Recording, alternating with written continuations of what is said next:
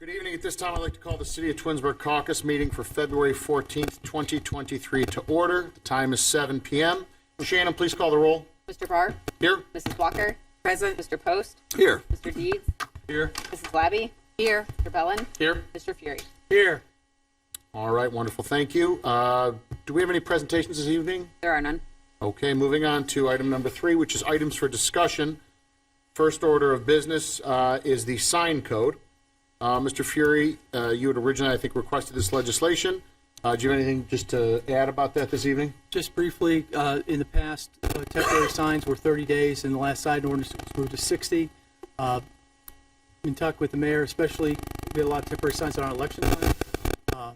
Early voting is 30 days, so we were looking at 35 days, and upon looking at it further, I think we'd like to have it amended to 40 days. I've talked to the law director already, but this would be pertinent to all temporary signs and allow the city to enforce it.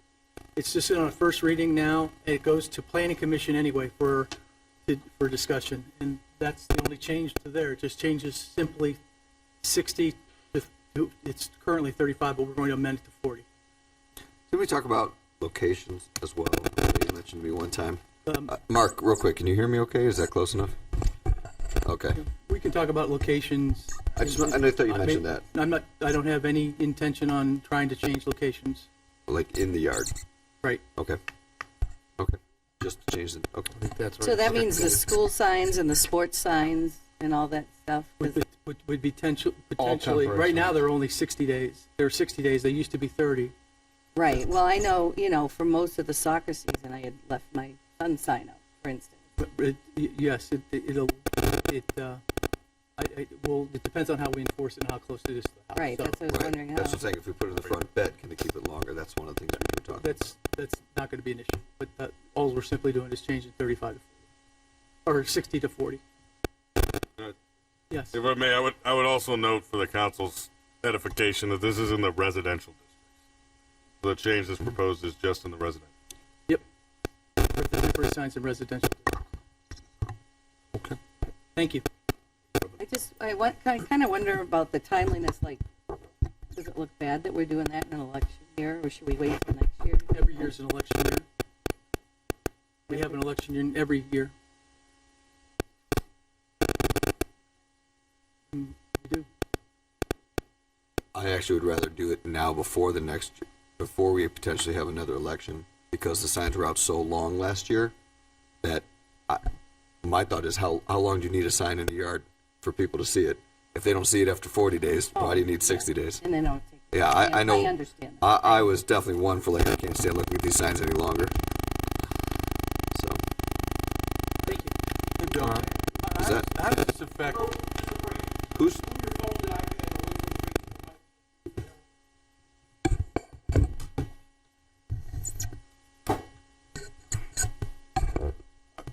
Better? Seems better. I don't know. Mr. Deeds? I'll try. Does this include all temporary signs, like for sale signs for homes, things like that? How's that? Currently, for sale signs are 60 days, but they. They just don't enforce that? Right. It'll give us a vehicle to enforce it if we choose. It's simply residential temporary signs. Okay. Thank you. Thanks. Any other discussion right now on signs? We can circle back to this. Yeah, we got lots of Discuss time. the legislation. All right, moving on. We do have a lot to get to tonight. I will try and be as efficient as possible, so please do not mistake my brevity for just trying to get through this. I'm apologizing in advance. Mrs. Butchiegross is going to discuss some of our marketing for the Work From Home campaign as it pertains to tax season. We'll turn this over to you, Sarah, please. Thank you. Yeah, so just real quick, I believe you got this in your email, the packet that Kayla designed. She's our marketing coordinator. She did a fantastic job putting this together for us. Council had asked us to put together some marketing materials to educate the residents that if they worked from home and they weren't having Twinsburg tax withheld, they could get a refund from wherever those taxes were going, and they can turn around and give them to Twinsburg. If they were in a higher tax-paying district, you might even get to keep some of that money. So she put together a couple different samples of an insert that we would put into the sewer bills. So that's what those first 3 pages are, if council has a preference for one over the other. And then the last page is just like a media post that we would put out. Like we can boost it on Facebook so that it would be seen by more Twinsburg residents and things like that, that Mark has access to do those for us. And we just wanted to see if this was if this was what council was looking for, and if so, if we can go ahead and get the paper purchased and get those inserts cut and put in to the next sewer billing, which I believe goes out at the end of the month.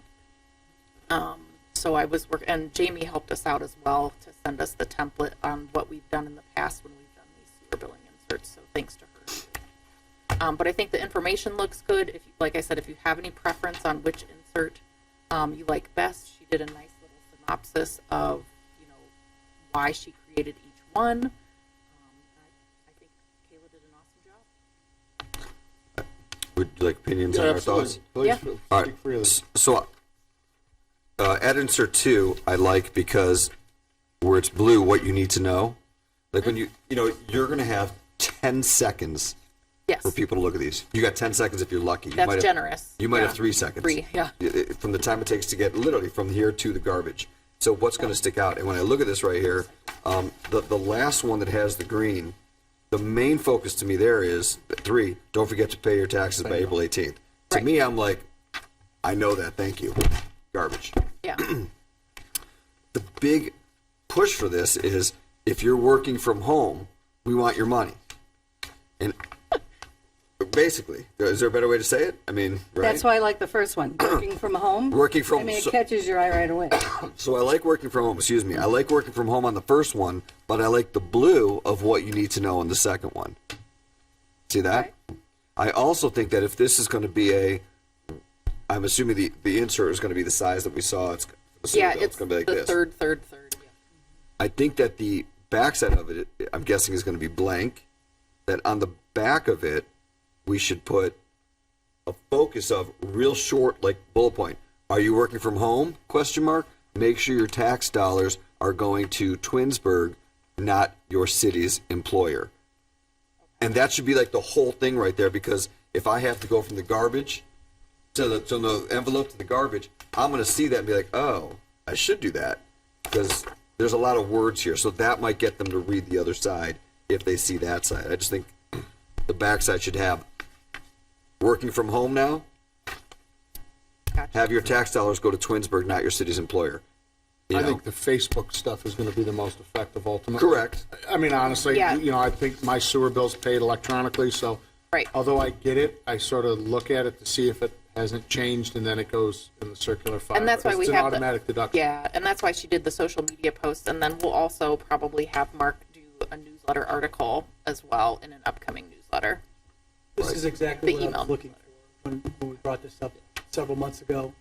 And again, if we don't tell people that they can to look into, again, if you're working from home, if you're not looking into this, it's unlikely that your company's going to automatically do this. You need to call your HR people, Right. and we need to push this, because this isn't a one and done.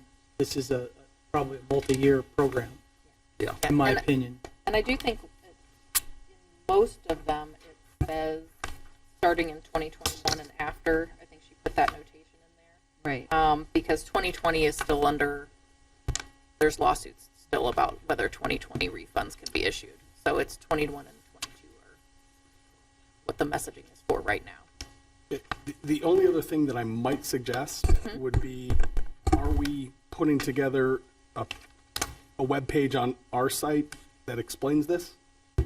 That would be the only other thing I might suggest. Have questions, click here, visit this URL or something like that.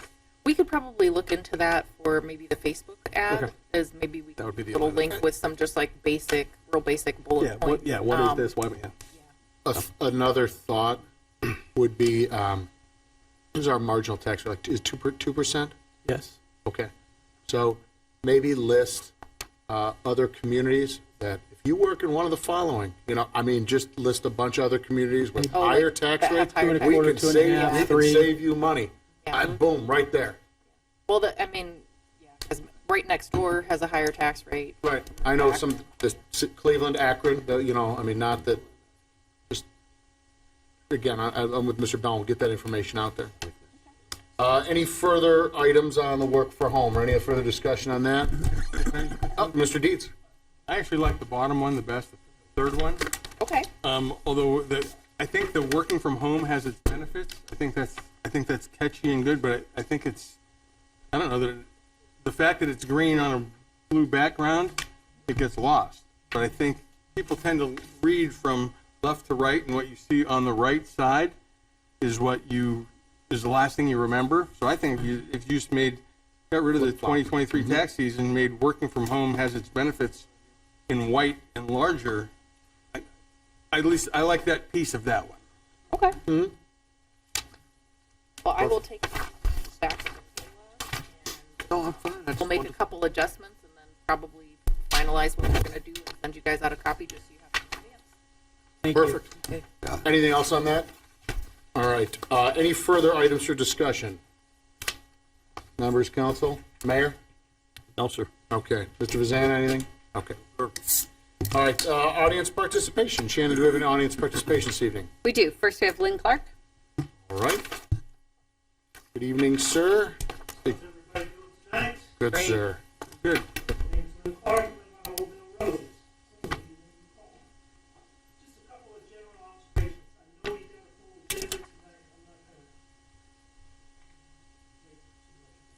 No worries, sir.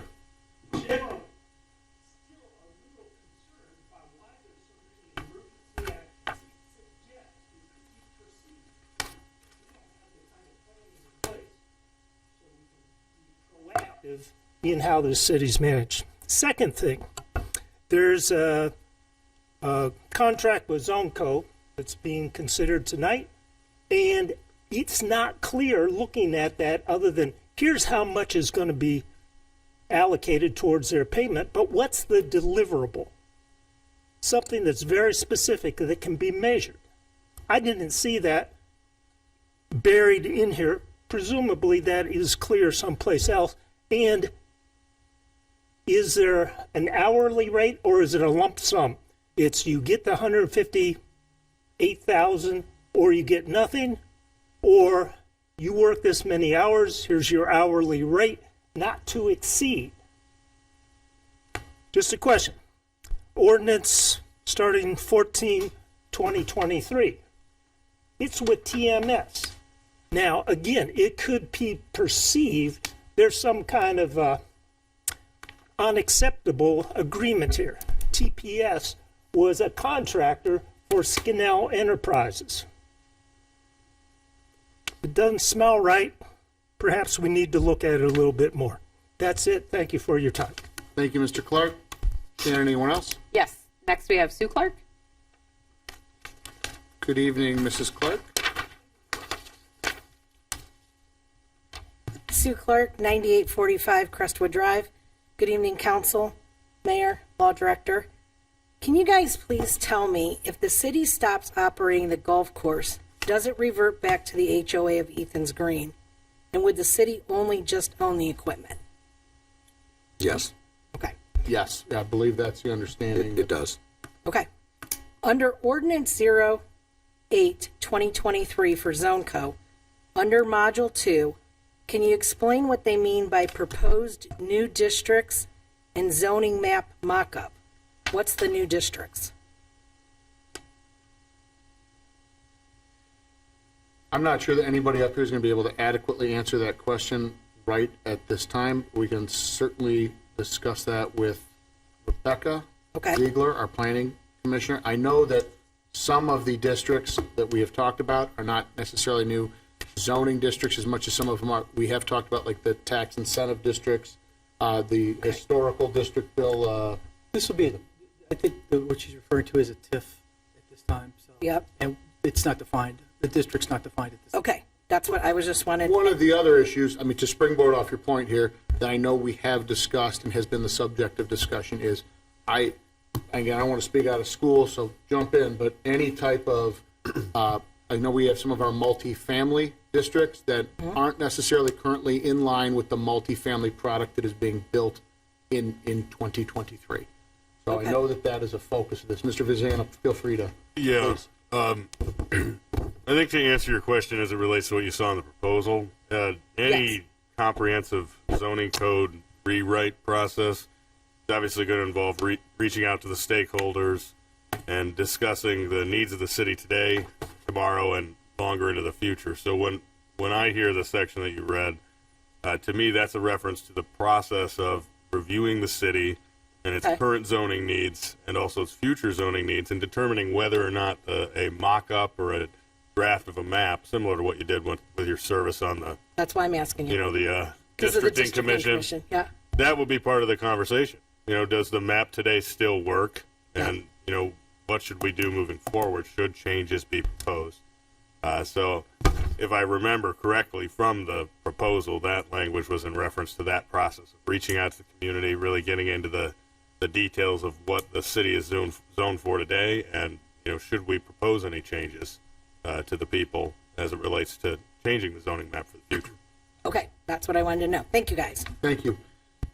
That's all we have this evening. Okay, Mr. Clark, to your point, one of the things, I don't know if you noticed, and thank you actually to Mrs. Clark for forcing my hand here with the scope of services Exhibit A. There are some specific dollar amounts assigned to, I'm going to call it various phases or modules, to use a zone code terminology, with dollar amounts for the total project cost. I believe the total budget estimate was $158,905, as you indicated, with roughly $40,835 going to the project kickoff and the diagnostic, being Module 1. Module 2, the collaboration, which Mrs. Clark was referring to, having a total fee of approximately $48,290. Codification is a total fee of approximately $59,040, and adoption of $10,740. So just, again, at first blush. Yeah, and thank you, Scott. The big chunk of my life was spent as a consulting engineer. Yes, sir. And a lot of that time, it was, you do this work, here's your deliverable, and you get this much per diem, you get this much hourly fee. It's a little bit different than saying, here's your deliverable, here's a chunk of money. And so, again, it has to do with operational definitions. What is the definition of a sufficient deliverable for each one of those things? So it's real clear. Hey, I spent $14,000 or $20,000, whatever it is, for this element. Hey, they may have just pulled it out of their file, changed the names, boom, here it is. And that may be fine. But I'm just... I appreciate you raising the question. So, Okay. And not being an engineer, I can defer some of that to our engineering and economic development department, maybe for a better handle on that. But I appreciate you raising that point. Thank you, sir. No more audience participation. Anyone have any follow-up on those items? Okay. That moves us on to pending legislation. And again, we do have several pieces this evening. I will try and go through this and allow for input and conversation. We're going to start with Ordinance 04-2023, which is an ordinance to enter our annual memorandum of understanding with the Tinkers Creek watershed. This is a partnership between the city and the watershed to meet the General National Pollution Discharge and Elimination System, or NPDES, requirements. It'll be on its second reading this evening. Any discussion on 04? All right, 05-2023 is going to be its second reading tonight, and this is to repeal Chapter 155 of the Code regarding the Glen Eagles Advisory Board. Charter Section 7.01 authorizes council to abolish certain boards that are created by council with a vote of 5 or more members. This board was established by an ordinance. It can be repealed by an ordinance. Council has had several discussions regarding this committee, has determined that the board should be disbanded at the end of the current members' terms, so that takes us through March 31st of 24. So we're not getting rid of anything immediately or imminently. This would be on the second reading this evening as well. Any discussion? Ordinance 08, 2023 is an ordinance that'll be on its second reading. It's to enter the agreement with Zone Co. We just discussed a little bit to facilitate a comprehensive update to the city's planning and zoning code. The amount of the contract is $158,905. Council's asked to read this 3 times, but we are asking council to place the ordinance on an emergency for its third reading, which is scheduled for our next meeting, which will be February 28th, 2023. The emergency clause in this case, Mr. Clark, to answer your question, would be to waive the waiting period after passage. Just try and better explain that. Ordinance, any discussion on Ordinance 08? Okay. Ordinance 11, 2023 is an ordinance to allow the mayor to enter into a contract with Chagrin Valley Engineering for the right-of-way plans. This is per the ODOT federal standards for the Ravenna, Shepherd, Broadway, Richmond intersection. Say that 3 times fast. The agreement is for $66,335. Again, we're asking to pass this on an emergency to keep this project moving forward and on time. We have city engineer Amy Moore here this evening. If there's anything additional you'd like to add, or if there's anything that council feels needed to be discussed I or have a questions. question. Okay. Since we're with 3 other communities to do that, it looks like we're the only ones who has that cost. It's not divided amongst. No, we get a reimbursement associated with it. Okay. We have separate agreements that were done a number of years ago with those 4 communities that break out.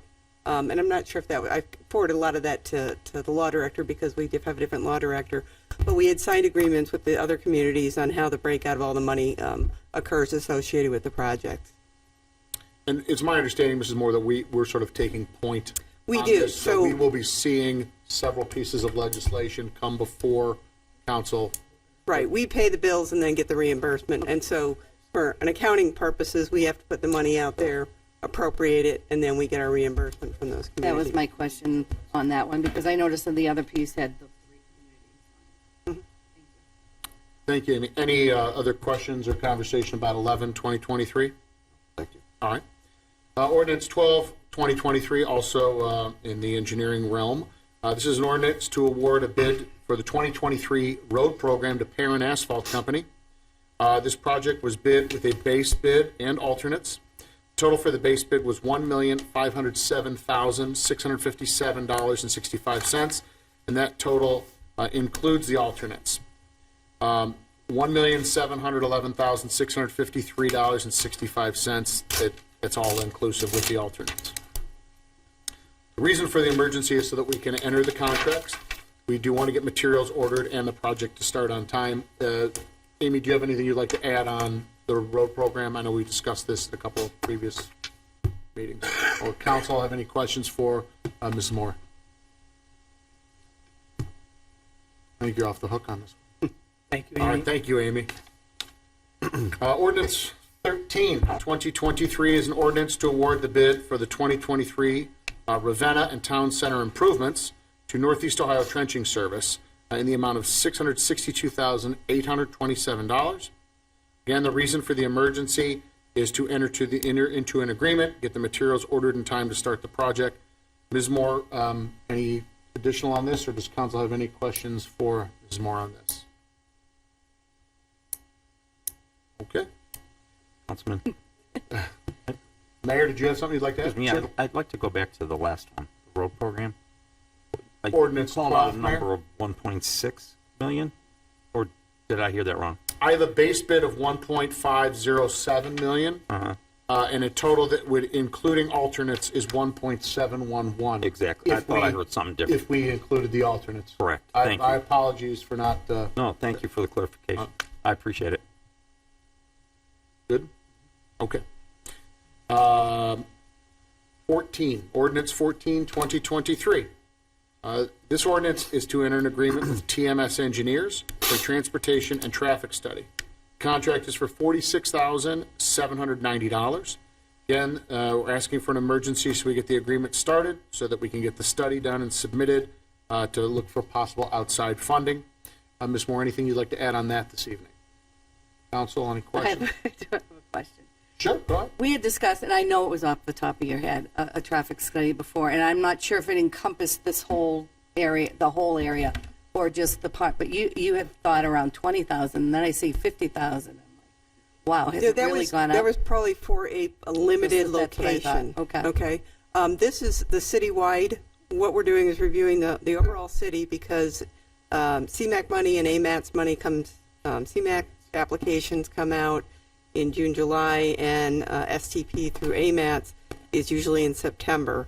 And we're on the long-range plan through AMATS as far as funding that's out there. We just have to make sure we get the applications in and still do the competitive process. But we're listed on the long-range plan. We have a system that's, we haven't really updated it in 20 years. We're still on an Econolite. They're not making the supporting equipment for it. It's all computerized, and we've gotten the life out of this system. And we're starting now that service is having some issues or concerns that we are going to do onesie-twosies. Well, I can get 80% funding to take a good look at it. And with doing that, I have to do warrants, traffic warrants for all the intersections, review it all, and I'll submit those with those applications. So we have all that documentation for that. Great. Any other discussion on 14? Thank you, Amy. Ordinance 15, 2023. This is an ordinance to amend the appropriations for the 2023 road program and alternates as described in Ordinance 12, 2023. The $100,000 current funding in SCMR for the Cannon Road project will be used to pay for these alternates. The Cannon Road match will be made from permissive tax. And the reason for the emergency is to enter an agreement and get materials ordered in a timely manner to get the project started. Any questions, comments, concerns on 15, or anything for Mrs. Moore? Okay, hearing none. Ordinance 16, 2023. Again, we're circling back here to the Ravenna, Shepherd, Broadway, Richmond Road project. This agreement was entered into in 2019, and ODOT has requested that the city reaffirm its project authorization with federal funds and administration of that project. Again, the reason for the emergency is to be able to add the agreements in a timely manner. Ms. Moore, do you have anything you'd like to add on that, or council have any questions regarding that? I believe we're just restating that we're taking point on this. Yeah, basically, we're restating that there's probably some language that is modified slightly in their standard agreement. We don't have the same law director. We don't have the same mayor that would be signing onto that agreement. So we're updating that. And we will be having, we're in the process of reviewing right-of-way appraisers and reviewers. And this agreement needs to be signed in place so that when we enter those agreements, there is money coming. The 80-20 starts matching the acquisition of right-of-way. So we want to just make sure that we just keep all the loose ends, keep it moving. So Appreciate it. Thank you. Did you have a question, Ms. Walker? Yes. Amy, is there something to be done about if I'm driving down Richmond Road, and then there's 14, and then if you go to Oakwood, it's Broadway and Shepherd. You know, I have a difficult time trying to make a left-hand turn coming out of Glen Willow onto Ravenna. Is something going to be done around that intersection, or the angle of the intersection? This project is a very, very old project because it's 4 communities, 2 counties. I've been in meetings where mayors walked out, don't even walk in the door and show up. In 2016, we got all the communities pretty much on board to do an improvement there. At one point in time, roundabouts and different things were looked at that intersection. Oakwood and Glen Willow did a portion of their section we couldn't get Macedonia on that year, couldn't get it all put together. So they did a portion of it. So the general alignment is similar. What this is doing is adding a right turn from Ravenna onto Richmond. It's adding a right turn from Broadway onto Shepherd, and it's providing that left turn lane on Shepherd. But your skew angle is still not, the Joiner's Plaza is like right there. I mean, their parking lot is right there on the right of way. It's very limited. So the widening that's occurring for that left turn movement is over on the Macedonia. We'll be acquiring some property over there to do that. So that's what that project, what everybody could agree on. I think the first meeting I was at, it was in 2008 on that, or you know, it's been it's been a long time coming, and just to get 4 communities and everybody on board and the federal funding that we were able to get to do these improvements. We'll also be applying for a Ohio Public Works to try and see if we can even get additional funding so that our local share goes down even more, so. But it should help that, but It it'll should help help the where she's backups, saying the, yeah. from Glenwillow on into There's Twinsburg. the always left-hand been a turn. lot of concerns about the left That'll turn. upgrade that. The left turn coming off of Shepherd has always been the concern. So now you'll have a center turn, you'll have that dedicated turn lane movement associated with it, and you will have the move traffic through. There's always been the concern about how it backs up in the morning because people are making the right-hand turn. So to address a lot of the traffic volume issues, you still are going to have to make, the angle that you make is still going to be an angled turn because you're still at it's not a 90-degree intersection, it's still at a skewed intersection. Any other discussion on 16? I know it. All right. Thank you, Amy. Ordinance 17, 2023. This is an ordinance for a 2% wage adjustment for the non-bargaining employees for 2023. The reason for this emergency is to allow the adjustment to take place for all of 23. Mayor, I believe this is retroactive to the beginning of the year? Yes. Okay. Any discussion about 17? Also believe that the 2% is consistent with our bargaining unit. Correct. Ordinance 18, 2023 is an ordinance to enter into a collective bargaining agreement with the Teamsters. The reason for the emergency is to execute the agreement in a timely manner. Mr. Vazana, do you have anything you'd like to add on 18, 2023 this evening?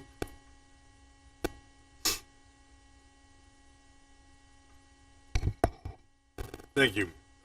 Just briefly, I'll note that this is the first of a few of the CBAs that we'll be rolling through here this year. The Teamsters contract expired at the end of this past year. Myself, Ms. Bucci-Gross, and the negotiation team, we negotiated with the Teamsters Union and the city reps, and things went well, and I believe that both parties are very pleased with where we ultimately ended up.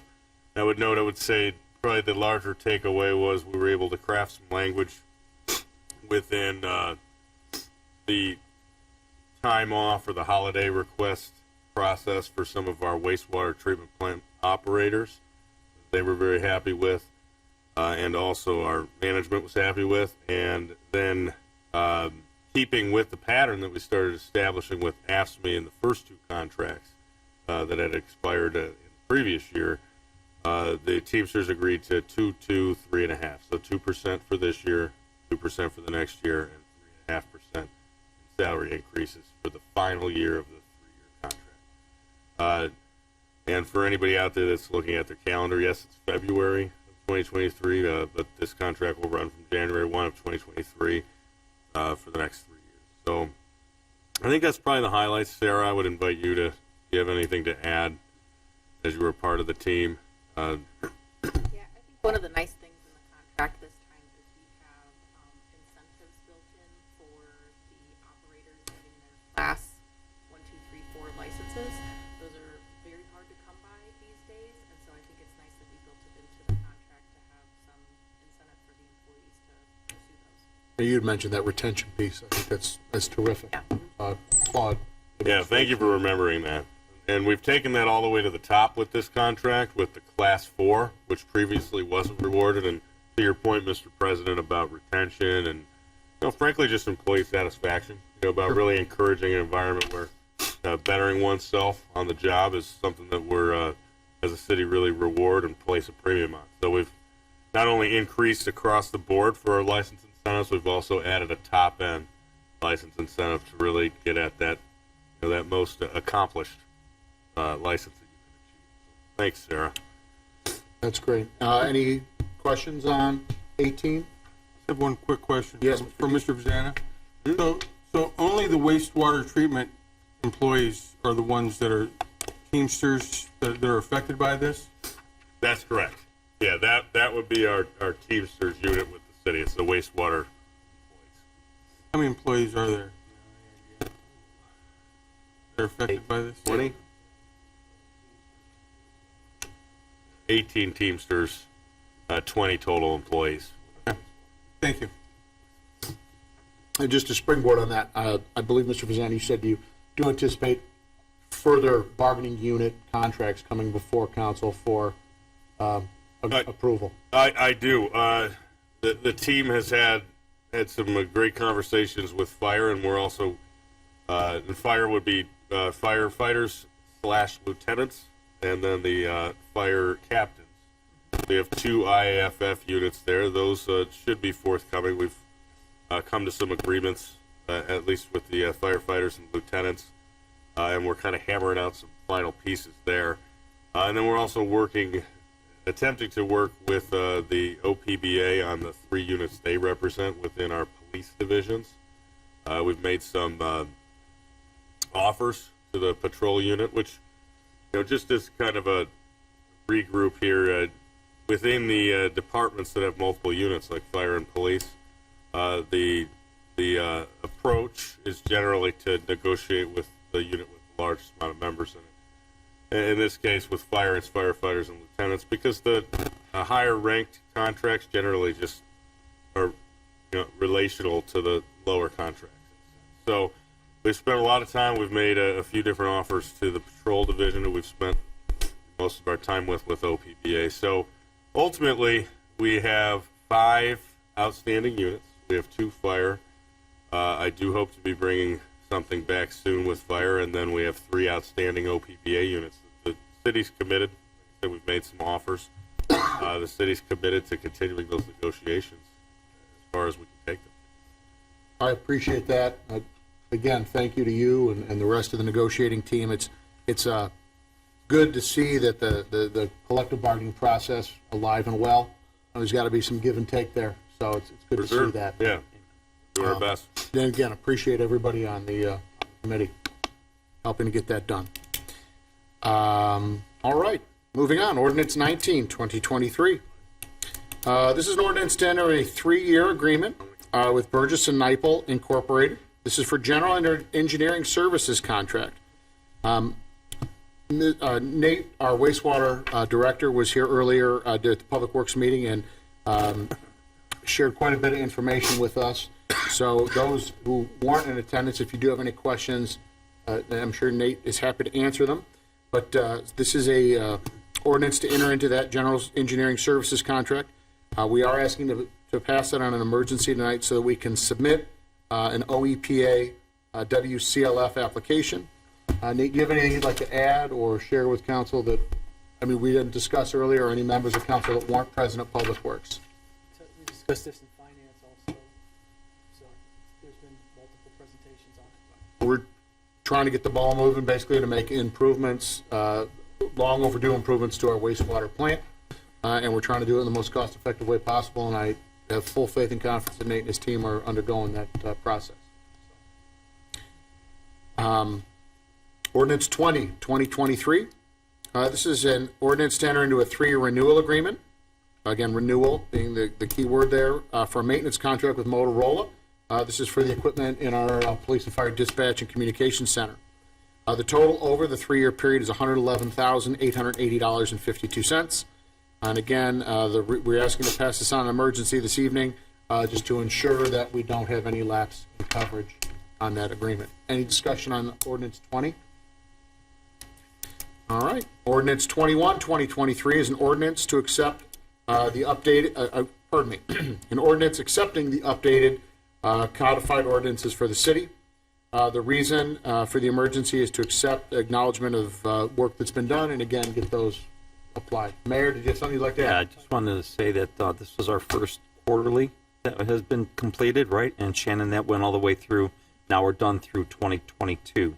Correct. December 31st. So we've got typically how we did it in the past. So we would do it once a year, and so we're already done with 2022. So the next quarter we'll get the first quarter of 2023 done. So I think that this is going to be a way to help us and get everything in order. And I think it was a good plan, and I'm just glad that we did it.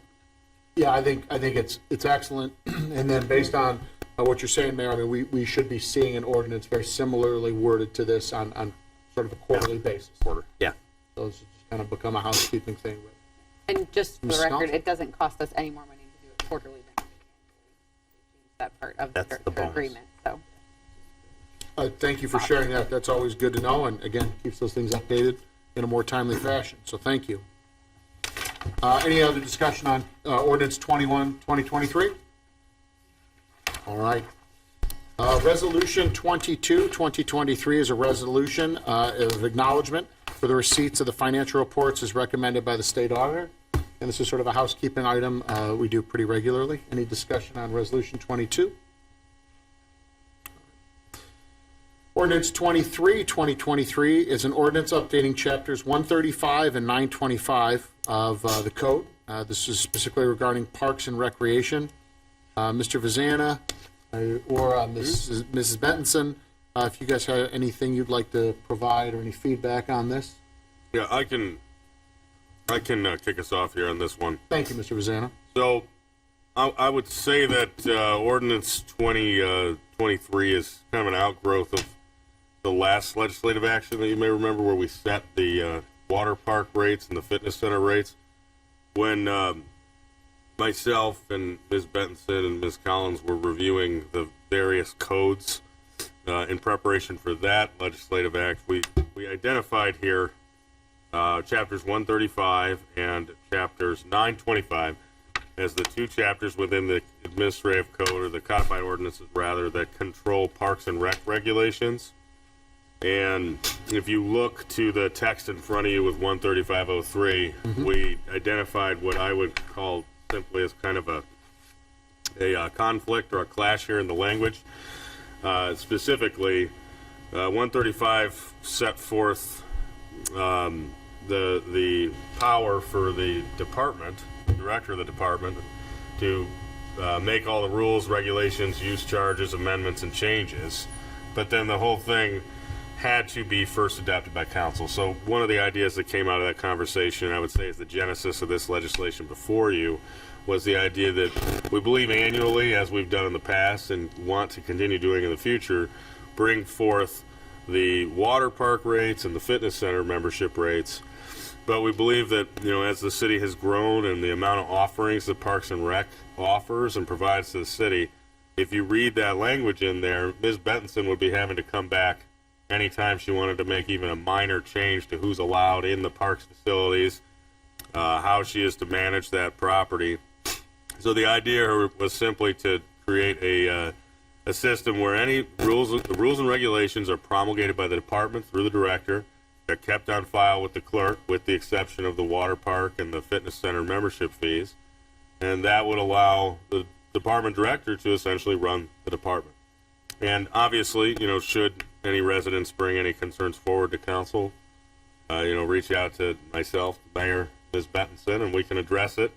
And we can have conversations annually if you'd like to about what the rules are. But in its simplest form, at the end of the day, it just seemed that having all rules and regulations for anything related to the Parks and Rec to have to come to council just seemed cumbersome and inefficient. And the goal is simply here to relieve that pressure and permit Ms. Bentonson to, prescribe rules and regulations and be able to quickly adapt to the needs of this great city. I did like where you put it. It just kind of summed it up. It determined the basis. The cost is determined on the basis of the actual cost of the rendering of the service. And I think that is so important because so many different services require such different sizes. And I think that's a great language just to put instead of all that little nitpicky stuff that they had on it.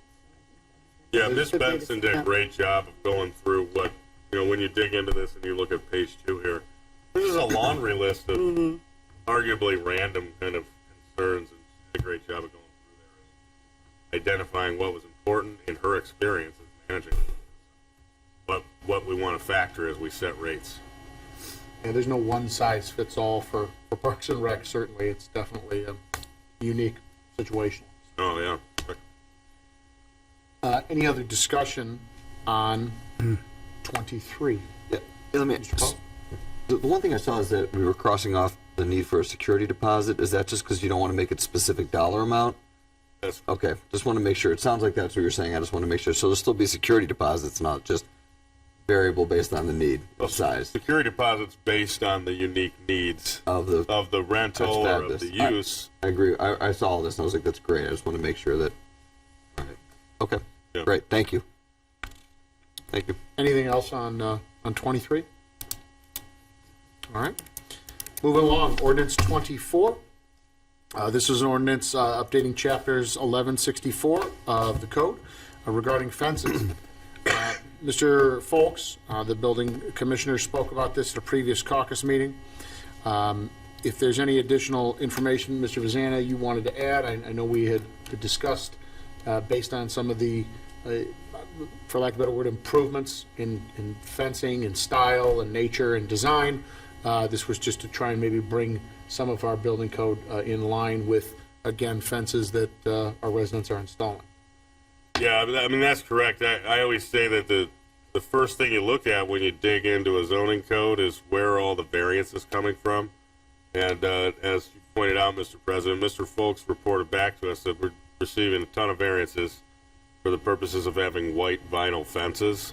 So the idea here is that we've tried to put some parity here between sections 8 and 10 with the vinyl clad and the vinyl fencing to permit white, black, dark brown, dark green, and to include a reference to simulated wood fencing there, which, as I understand it, that is a popular form of fencing. And just as when we talked earlier about signs, this will go down to the Planning Commission after the first reading tonight for them to make a report and recommendation. So tonight, if you want to, these are the recommendations that Keith, myself, and the city planner, Lynn Muter, ultimately came up with, but, it's not fixed per se.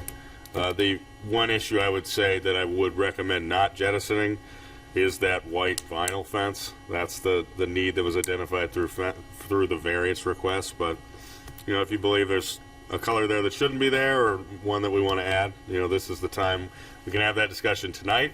Or you can wait till the report comes back from the Planning Commission if you'd like to see what they think about it, because you will have 2 more readings after you get the Planning Commission report to determine whether or not you want to adopt Okay. this amendment, rather, to the colors.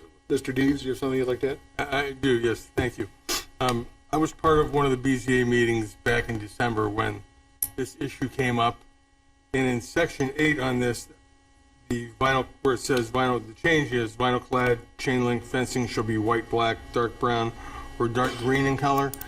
I don't think the white was only meant for the vinyl plank, not for the vinyl chain link fence. The chain link fence, was my understanding, should be black, dark brown, or dark green, so it goes away visually. It goes away. You didn't want that popping out at you. I don't think we want white vinyl chain link fence.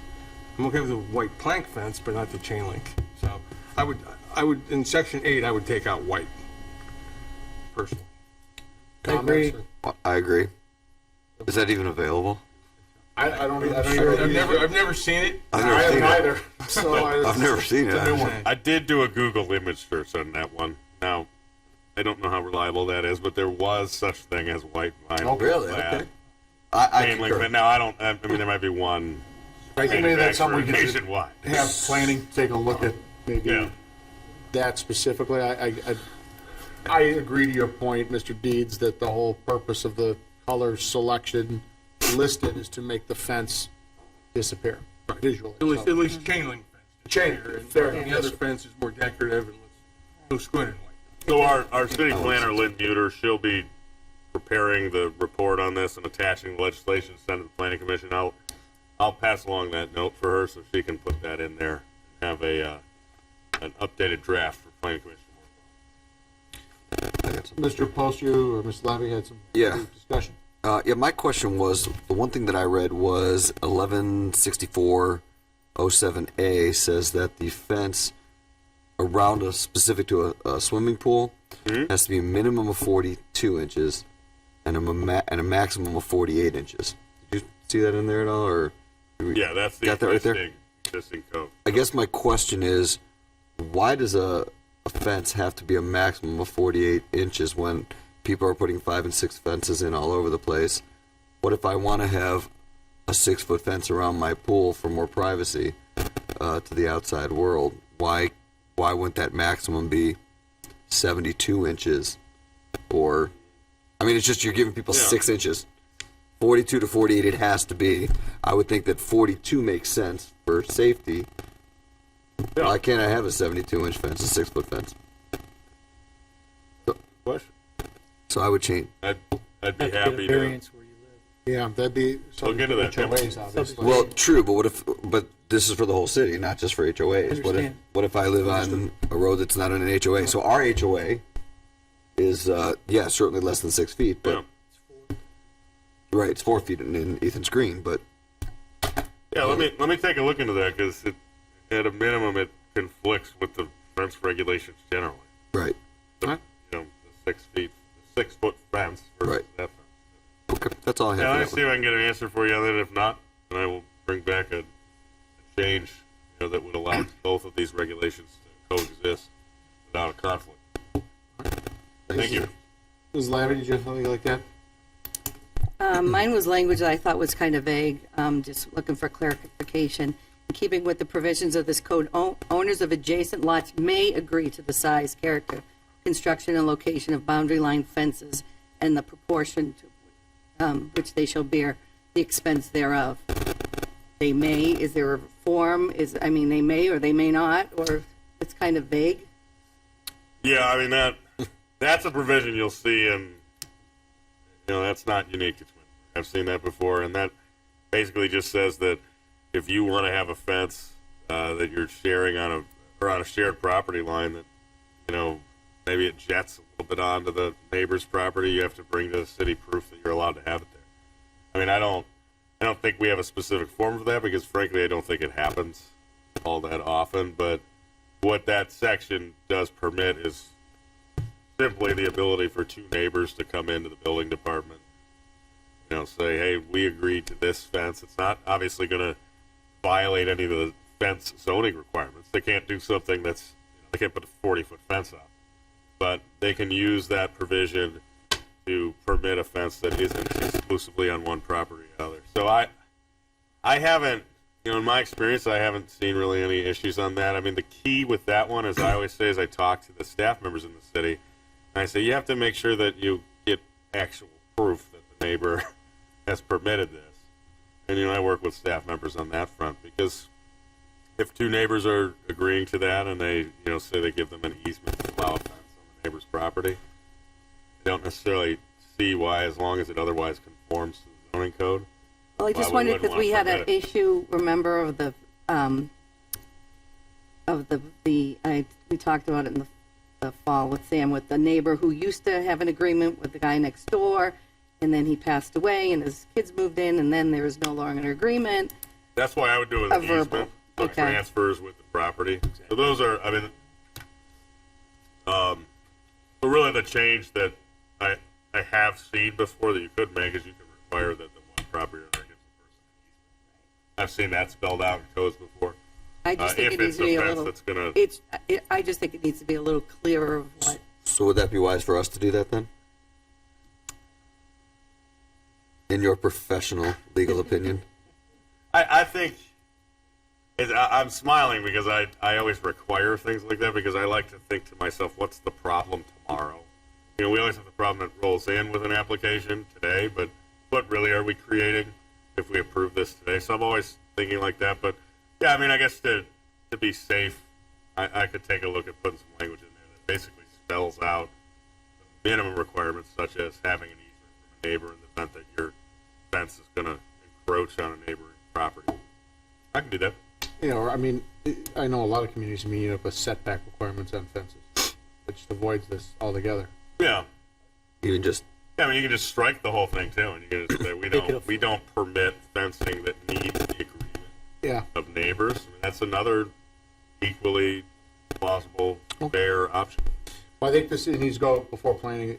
I think raised some valid points. Well, I was going to say, why don't I have Lynn, like I said about the 1 point, I'll have Lynn present these questions to the Planning Commission, ask them to explore them, and opine back to the council on what their thoughts are on those good issues.